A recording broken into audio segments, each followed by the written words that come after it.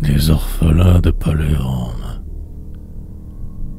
Le jour vient de tomber, jour brûlant de l'été qui laisse, en s'éteignant, un crépuscule rose, dont la lueur descend en reflet argenté sur l'enfant chaste et nu qui mollement repose.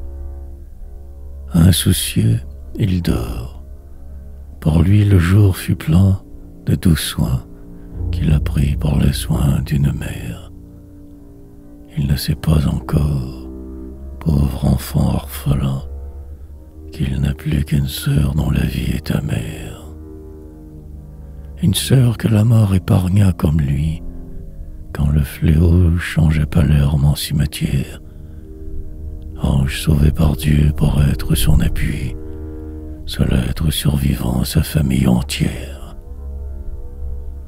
Vierge de 17 ans, elle a déjà souffert de ces graves douleurs qui vieillissent la femme. À la mort maternelle, son cœur pur s'est ouvert, avant qu'un autre amour soit éclos dans son âme.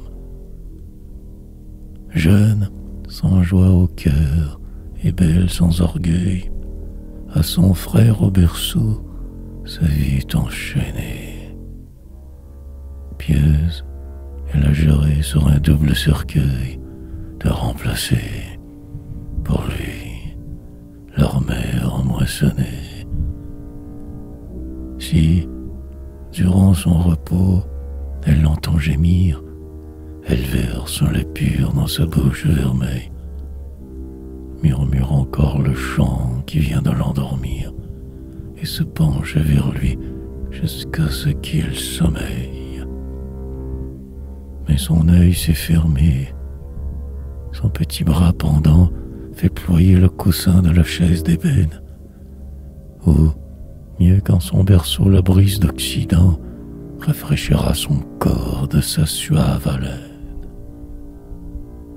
La sœur reste à genoux près du frère qui dort, avant de regagner sa couche virginale sur leurs pauvres parents endormis par la mort. Elle prie, et vers Dieu sa prière s'exhale. Alors la foi répand sa céleste douceur sur les pensées de deuil que son âme renferme, et la mère de Dieu sourit comme une sœur de cette vierge mère, orpheline à Palerme.